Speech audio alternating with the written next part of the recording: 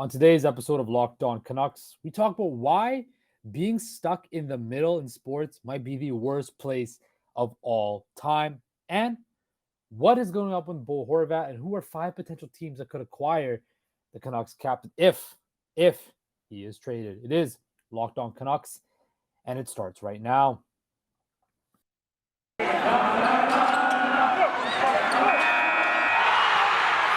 You're Locked On Canucks, your daily podcast on the Vancouver Canucks.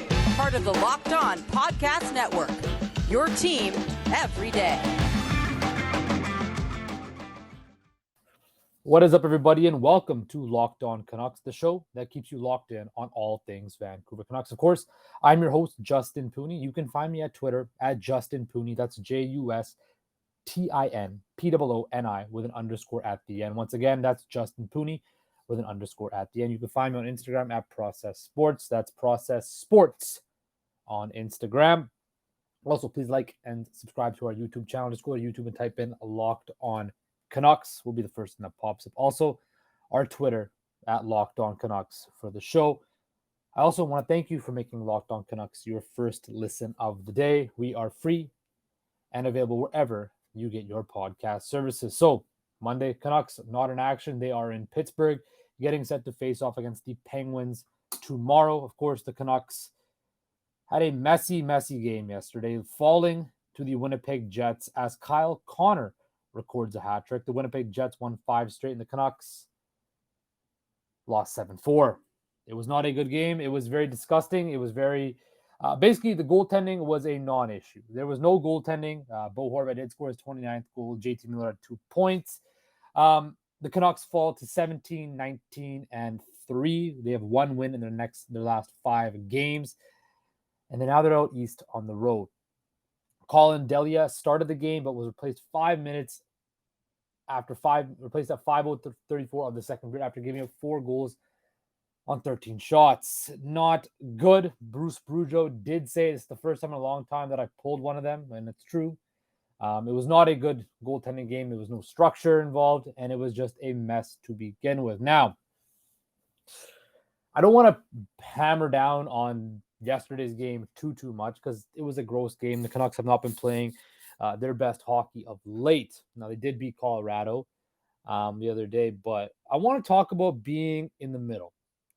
One of my favorite shows of all time is actually Malcolm in the Middle. It's a great show.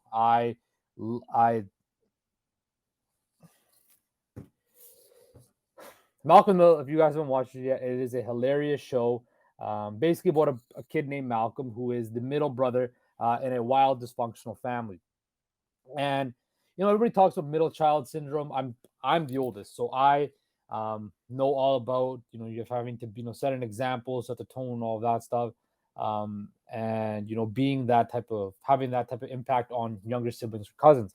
And everybody talks about being in the middle child, you kind of get forgotten about, you get glossed over. And it's something that could be a detriment, but it'll also be a positive because you can use it as motivation. Well, that's not the case in the sports world. When you are stuck in the middle, you're not bad enough to be one of the bottom feeder teams, and you're not good enough to be a contender. You basically have no plan. And if you want to succeed in anything in life, whether that's work, relationships, school, whatever, you need to have a plan, a course of action, a end goal. What do you want to achieve? And sometimes, right, you have to take steps back, whether that's maybe, reassess what the situation is and then dive back in. But then you have the Canucks who have bottomed out before, but never truly had a plan of bottoming out. They had a plan of, patchworking, becoming a playoff team and see what happens. Well, this Canucks team, this team that I predicted that would go to the playoffs, has let me down. Has let a lot of us down. And quite frankly, there is no plan. There's so much disorganization and such dissension among the organization. Hell, President Jim Rutherford is calling the team the Canucks. He's not referring to it as a team or we. And when you're a leader, the head decision maker isn't like that. He's talking about his former time in Pittsburgh and how it could have ended differently. Then they had the whole thing on the weekend where season ticket holders were asking questions to Stan Smeal and Patrick Alvin and Jim Rutherford were not there, and those are the major decision makers. It just shows me that sometimes this organization has such a lack of accountability, a lack of just awareness to public situations, and it turns people off. And that's why people get mad. I remember I came on last week and I said, is Vancouver the hardest market to play in? Absolutely. And I stand by that 1000%. This market is vicious. It is a vicious market. But fans aren't stupid, right? I think Vancouver Canucks fans understand what they see because it's been 50 plus years of BS being fed to us. And we haven't seen any results, right? The biggest, again, I always harp back onto it. The most successful period of time in this organization was when there was accountability, there was togetherness, there was the proper decision making, there was a team, a proper organization set up. And it started off with the helm, the head decision maker, Mike Gillis at the time. He made decisions. He made sure his team had competitive advantages over other teams without sleep doctors, state-of-the-art stuff like that, capologists, right? Truly, ahead of the curve thinking. And then they took a step back with Jim Benning. And I thought that hiring Jim Rutherford, a guy with championship pedigree, Patrick Alvin, that things would change. And they still might. But when I look at this team play, you have Elias Pettersson throwing his stick on the bench. Of course, the whole news with Bo Horvat, JT Miller in the media, Brock Besser getting scratched, this and that, and the next one. It's very draining. And it all ties back to the Canucks being in the middle. If this team was winning, there would be no questions, comments. There would be no concerns. Everything would be hunky-dory, right? Even if this team tanked.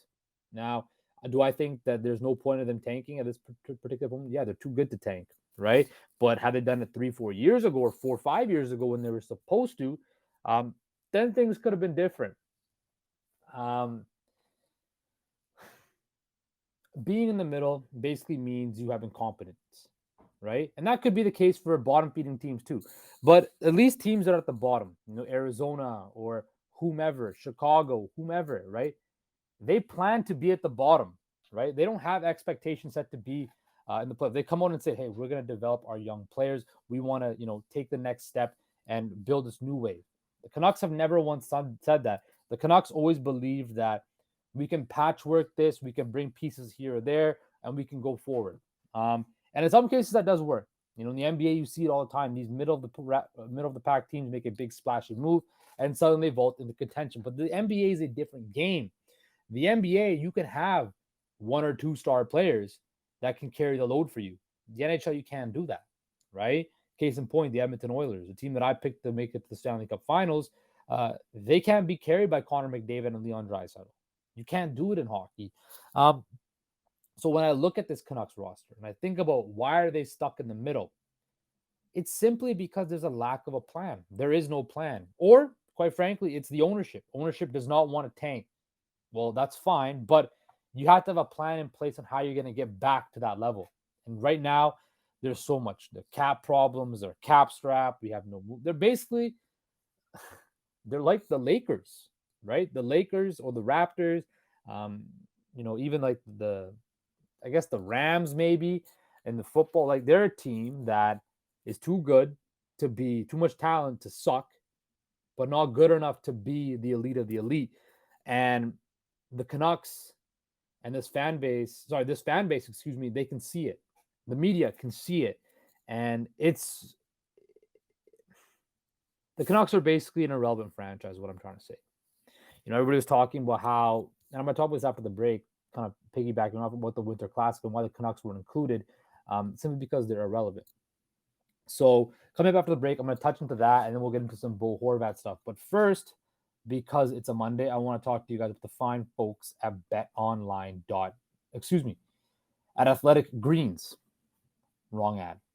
Jump to shoot there. But first, even just as good as BetOnline, we're going to talk about Athletic Greens.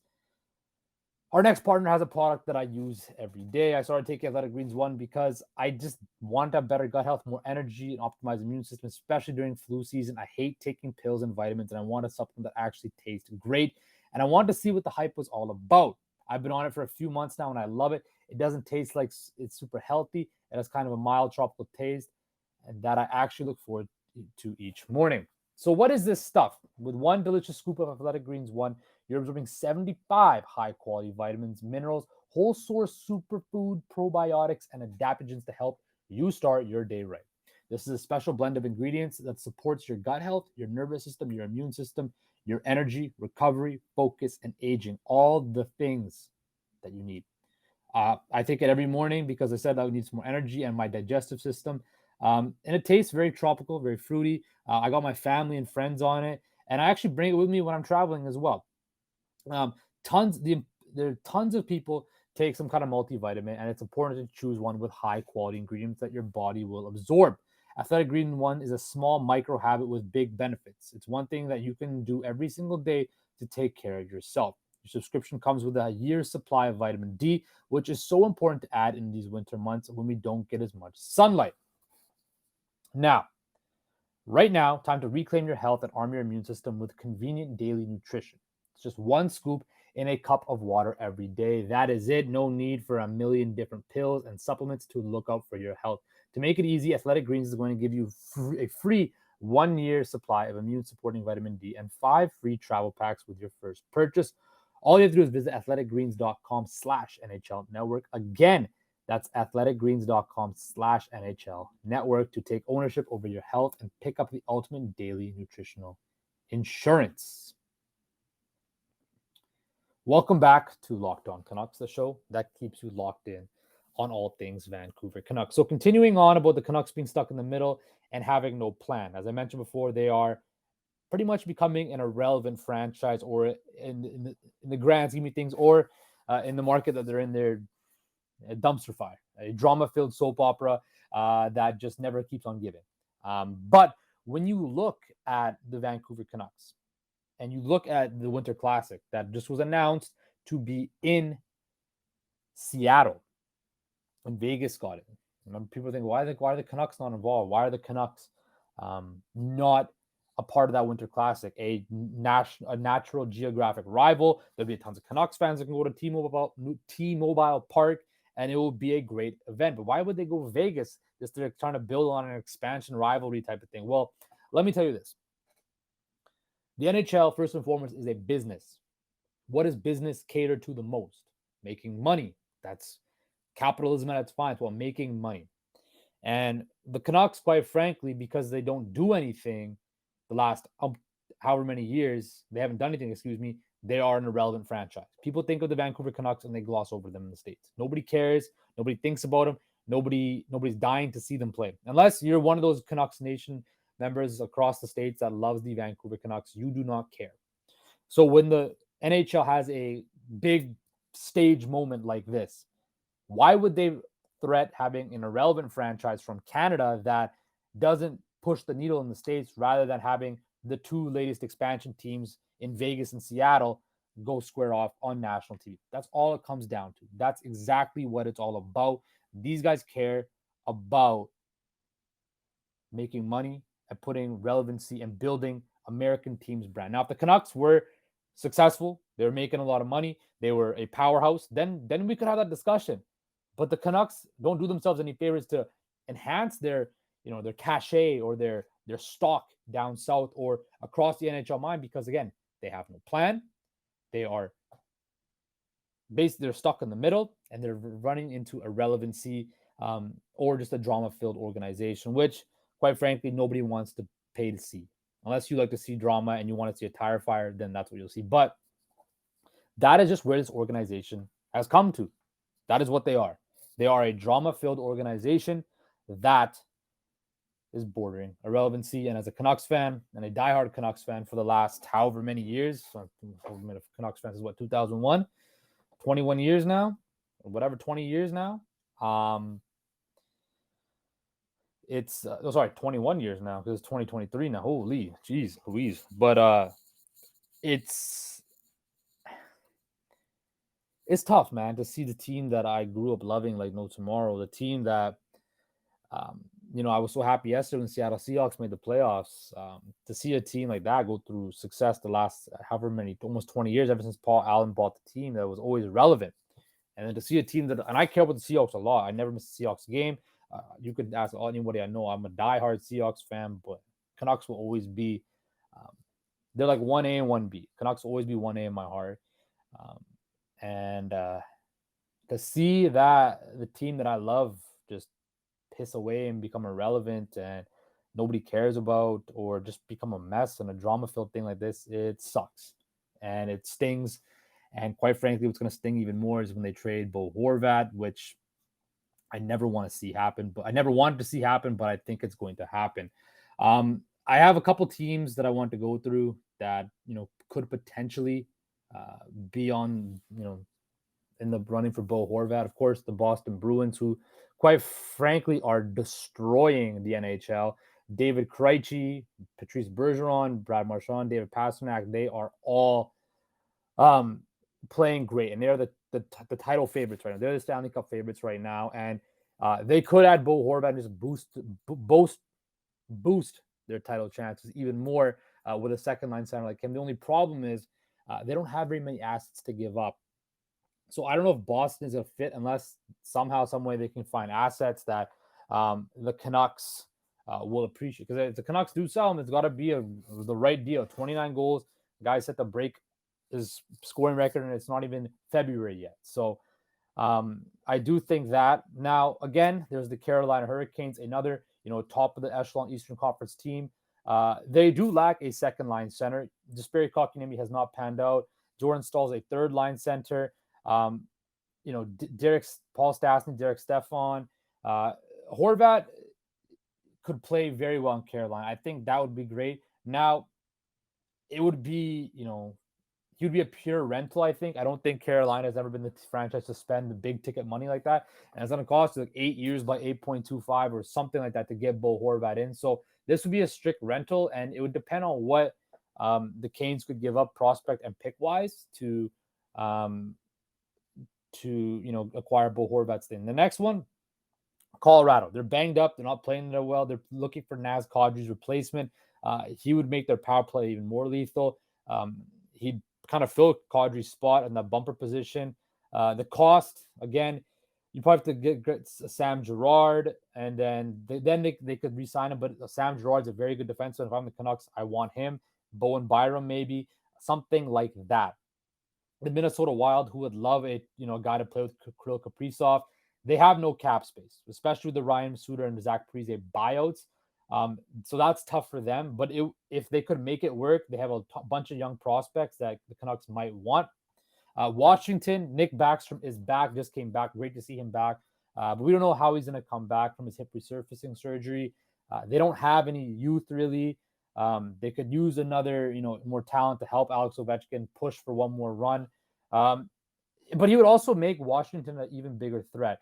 They're light in prospects, but they have the cap space. So could they figure out a way to do something to acquire him? And then finally, is there any non-contending teams like Columbus, maybe Detroit? I don't know. I think teams that might have the most to pay are the contending teams, unless some team really thinks that they can build their franchise around Bo Horvat and give him that full 8-year deal. Again, I'm still going to hold the hope the Canucks do re-sign him, but it looks more and more likely that this season is coming to an end. Sorry, his tenure with the Vancouver Canucks is coming to an end. Now, coming up after this final break, we're just going to, again, stake on the theme of where do they go from here? What do they do with JT Miller? What happens, right? Because I think it's tough, and you just want to see what's next. We want to create a lane or something that will show this team's on the right track. But first, I want to talk to you guys about the fine folks at betonline.net, which is your number one source for sports stats, betting info, news, and analysis. Get the latest odds and trends for every professional and amateur league out there, from pro football to college bowl season to basketball and the World Cup. We've got it all at betonline.net. If you love sports podcasts, you can find those at BetOnline as well. We're always the fastest and easiest way to get your betting info. Head to the website today or use your mobile device to learn more. BetOnline, where the game starts. So, we talked about the fan base and all of that, but think about the players, right? What's next? Well, they're still in the middle. There's frustration amongst the fan base. And what are they supposed to do? I mean, the captain could be traded any day, right? The players don't know who their coach is going to be going forward. It's obviously not going to be Bruce Boudreau. There's no plan, right? So my question is, we talked about the fan base, but what about the players? Do players now want to force themselves out of Vancouver? And I've said this before, if I'm Elias Pettersson, I keep on seeing this. Why would I want to re-up here? What gives me any inclination? I'm at the point in my career where I want to win. I want to win. I want to compete at the highest level. I don't want to be watching hockey in April and May again. I want to be in the thick of things. And the Canucks don't play their cards right in the next couple months. Elias Pettersson could be gone. Your all-star, your cornerstone, your franchise could be out the door because you don't know what you're doing. So not only, in conclusion, not only does this being stuck in the middle, having a lack of a plan, piss off the fan base, piss off, everybody, piss off the players. Because players can see through the bullshit. But players can see through the BS. And when a guy like Elias Pettersson, who knows he can get whatever he wants on the open market, or pretty much damn near any team, he'll have a lineup of suitors, right? The Canucks don't play their cards right. He can be out the door Matthew Tkachuk style. And he could be somewhere else. And as a Canucks fan and as a Canucks diehard, I don't want to see that. But like I said, being in the middle, having no plan, comes back to bite you where the sun don't shine. And right now, it's biting the Vancouver Canucks. Anyway, that is all the time we have today for Locked On Canucks. We will be back tomorrow for a game preview of the Canucks versus the Pittsburgh Penguins in Pittsburgh, Pennsylvania. Hopefully, the Canucks do something and get back on the winning track, but we never know. Again, I want to thank you for making Locked On Canucks your first listen of the day. We will talk to you all tomorrow.